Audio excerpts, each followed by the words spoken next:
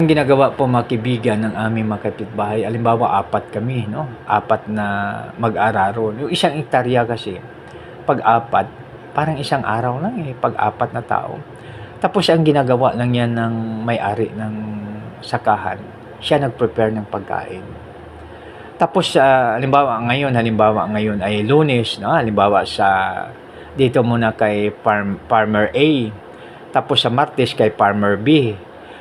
Pagdating ng Wednesday kay Farmer C at saka kay Farmer D, no? So yun, no? So ibig sabihin na kailangan natin ang tulong ng bawat isa, no? Kasi no man is an island naman, no? So kaya napakaganda, kaya we will remind each other, no? Na sabihin natin, friend, medyo dahan-dahan dahil ganito ganyan, no? So mayroong isang nakita ako na isang tao, mataas yung katungkulan niya. Tapos parang mayroon siyang idecamp o kaya kanyang sekretary, sabi niya, "Sir, konti lang kainin mo na lechon ha. Huwag mo sobrahan yan, yun lang. Kasi laki lang ng puspro, no? Ibig sabihin ng box ng puspro yung kainin mo, huwag ka nang sumbra. Huwag ka nang tumikim ng balat, no? Kasi baka atakihin ka, no?" So, yan, ibig sabihin, re-remind siya. So, kaya tayo ay dapat mayroon pong mag-remind sa atin, no? So, yung member of the family o kaya kasama natin sa trabaho, o sabihin niya, dahan-dahan lang, wag sobra, no? So, kaya yung mga samahan ng mga driver, sabi niya, huwag kayong magpatakbo ng mabilis, no? Ayan, di ba? Kaya makakarating din, di ba? Sabi niya. So, dito ngayon sa 4 tayo, no? Okay, basahin mo na naman, ate. "Ako ay malatnas sa aking pagtawag, ang lalamunan ko dadampoy may sugat, pati ang mata ko'y di na maidilat sa paghintay ko sa iyong paglingap." No? So tulad niyon yung yung nanay na may sakit, no? So hindi siya makahiga. Iwan ko kung anong sakit na hindi pwedeng humiga. Upo lang. So ibig sabihin mga kaibigan na kahit upo tayo ay makatulog, no? 'Di ba pag sa bus tayo, halimbawa tayo ay mag-byland from Manila to Mindanao, 'di ba? Nag-upo lang naman, nakatulog. So sa 4 tayo. "Silang napupuot ng walang dahilan. Higit na marami sa buhok taglay." So dito mga kaibigan, minsan kahit ano na mayroon kasi isang pagkakataon na mayroong isang tao na nakaranas na mayroong silang parang inadapt na tao, no? Tapos yun pala ang nagkaroon sila ng problema dahil doon. Kaya minsan, no, so mahirap din, no? Kaya mga kaibigan, no, na bago tayo tumulong, so we will pray, no? So unang-una na huwag natin kalimutan yung 19:14 ng Psalms, no? "Let the words of our mouth and the meditation by heart be acceptable to you, my strength and my redeemer." Hayaan mo, O Lord, ang lahat na aking sasabihin at pagbulay-bulay ng aking puso ay katanggap-tanggap sa iyo. So, ibig sabihin, pagkatanggap-tanggap sa ating Panginoon, ibig sabihin, pagpapala sa ating kapwa, no? So, dito, no? "Let the words of my mouth and meditation of my heart be acceptable to you, my strength and my redeemer." So, sa umaga pala, tinatanggap na natin si Lord na ating tagapagligtas at source ng ating lakas. At hayaan natin sabihin sa 143 verse 8 na nagsasabi, "Let me hear your loving kindness this morning because I trust in you." No? Hayaan mo, Lord, na marinig ko ang iyong kagandang loob sa umaga, kinaumagahan, dahil ako'y nagtitiwala sa iyo. "And let me see the path which I should walk." Tulungan mo ako, Lord, na makita ang daan na dapat kong lakaran dahil tinataas ko ang aking kaluluwa sa iyo. No? So, ibig sabihin na sa umaga pa lang, yun po ang ating mga sasabihin, yung ating isama sa ating pagbulay-bulay upang tayo ay maging matagumpay. Na? So dito, "Mga sinungaling na nagpaparatang ang hangad sa akin, ako ay mapatay." So hindi basta-basta dito, no? So hindi basta-basta ang hangad sa... "At ang pag-ari kong di naman ninakaw, nais nilang kunin, dapat daw ibigay." So mayroong isang kwento dito mga kaibigan na parang ang ano lang ay parang ang pagitan lang ang pinag-awayan ng tao na yun, no? at saka nagkaroon ng problema, no, na sinaktan nila ang isa't isa, no. Tapos mayroon ding mga kaibigan na yung dalawang farmers nag-away. Dahil dito sa pagitan din yun, 'di ba, yung pilapil, no, yung parang sa kaya sa nakita ko sa dito sa Southern Leyte po yata, nakita ko po na ang pagitan na pilapil ay sinemento nila, no? Ibig sabihin na para hindi na siguro maano, no? So yun, no? Tapos mayroon ng mga drop, ibig sabihin na mayroong pag magpalagay ka ng tubig, mayroon kang huhugutin lang at para ito ay makuha siya, no? So kaya dito mga kaibigan, no, mayroon talaga na kaya ingat tayo at saka alalahanin natin palagi yung 10 utos na gisamaray siya sa dalawa, no? So ibig sabihin 10 pa rin siya. So nakalagay doon sa 10 utos, no, na pag ating i-summarize ay tinatawag ang dakilang 2 utos, no? Love God with all your heart, with your mind, with your strength, and within your soul. Mahalin natin ang ating Diyos ng buong puso, buong isip, buong lakas, at buong kaluluwa. At ang pangalawa naman ay love thy neighbors as thyself. Na ibigin natin ang ating kapwa tulad ng ating sarili. So pag ito ang gabay natin, yung mga magkapitbahay, hindi ito mag-away kasi magtulungan, no? Kasi na-experience natin dito sa Metro Manila, sa yung abang lingkod, na-experience ko mismo, no? Yung aking anak, linagyan ko lang ng grills yung pintuan. Tapos nakakandado siya, no? Tapos tinitingnan na ng kapitbahay.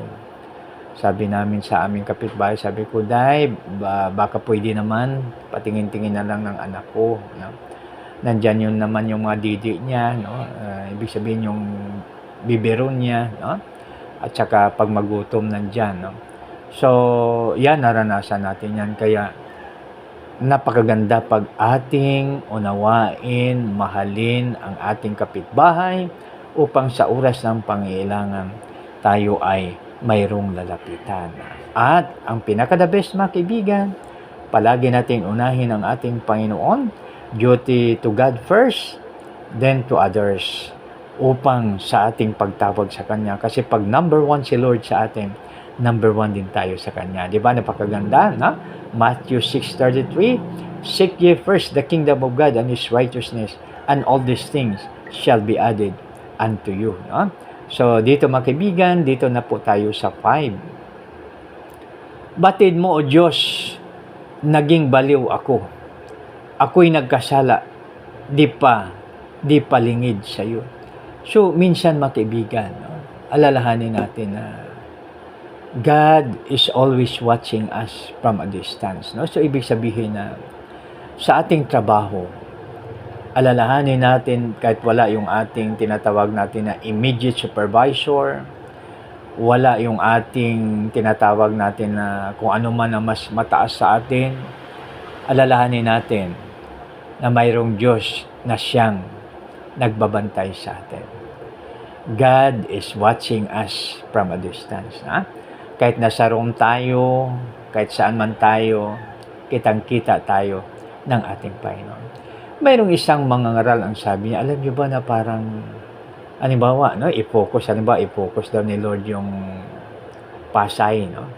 Tapos diyan, i-focus sa iyo, no? So, ibig sabihin na hindi tayo, walang lingid sa Kanya, no? Kaya napakaganda mga kaibigan na mayroong tinatawag na salamat naman dahil sa ating government kayo, mayroong tinatawag na transparency, no? So, ibig sabihin lahat na ating ginastos, dapat makita, mayroong tinatawag na disclosure siya, no? So, yan, no? So, kaya makibigan, napakaganda na ating palaging tinatawag natin na may transparency, no? Ako'y nagkasala, di palingid sa iyo. Sa 6 tayo. Huwag mo pong tulutan na dahil sa akin, ang pagtiwala sa iyo'y hiyain. Ang nagtitiwala sa iyo'y hiyain. So dito mga kaibigan, yung ating salmista, hindi niya lang pinipray yung kanyang sarili, no? Kundi pinipray niya rin yung kanyang kasamang mananampalataya, no? So ibig sabihin, yung kanyang kasama, yung kanyang mga kababayan, kanyang pinipray, no? Kaya makibigan, mayroon tayong tungkulin na i-pray yung ating Pangulo, lahat ng mga namumuno sa atin ay ipag-pray natin. Ha? So, halimbawa na before meals, no? Before meals, i-pray natin yung ating mga from President up to hanggang sa pinakamababa. So, dapat ipanalangin natin. So, dahil pag tayo sama-samang nananalangin, bibigyan sila ng Diyos ng wisdom upang mapahamalaan tayo ng napakagandang pamahala. Dahil mapalad ang bansa ng Panginoon ay ang ating Diyos. No? So, yan. No? So, ito pa, no? Yahweh, makapangyarihang Panginoon ng Israel, huwag mo ring itulot, bigyang kahiyan ang nagsisamba sa iyong pangalan. Yan. Ha? So, ano kaya ang kuan? Pagtingnan natin dito, parang nag-imply siya na pag tayo ay kay Lord ay sumusunod, ang kahihiyan ay malayo sa atin. No? Ibig sabihin, hindi po tayo mapahiya. Kasi God will guide us what to do para tayo ay magiging maayos. No? Di ba napakaganda pag yan po ang ating gagawin? No? Ano siya? Napakaganda. No? So, dito siya. No? Dito sa 7. Ako ay nilait ng dahil sa iyo. Napahiyang lubos sa kabiguan ko. So, minsan, no, sa ating paglilingkod sa ating Panginoon. So, halimbawa, dito sa 2 utos lang, no, na mahalin natin ang ating Panginoon ng buong puso, buong isip, buong kaluluwa, at buong lakas. So, ibig sabihin palagi natin siyang priority, no? Diba, mayroon kang best friend. O may gawain po kami kay Lord, may Bible study po kami, no? So, unahin muna natin. So, pag halimbawa may bisita, no? Halimbawa, ito po ang gagawin natin. Halimbawa, may bisita tayo sa bahay. Nagbibihis na tayo na para magsamba, no? So, iyayain po natin sila. And after that, saka tayo mag-banding, no? Di ba? Kasi nakakuha na God first, no? Duty to God first yung ating gagawin, no? Para maging number 1 tayo sa ating Panginoon. So, yan, no? So, dito na tayo sa 8, no? Sa mga kapatid, parang ako'y iba. Kasambahay, kunay, di pa ako kilala. No? So, minsan, nangyayari po ito na, siyempre sa pagbasahin natin ng Biblia, no? Si Esau at saka si Esau at saka si Jacob nag-away, no? So, dahil sa pagbasahin natin, no? Dahil sa mana, no? So, 9. Ang malasakit ko sa iyong tahanan,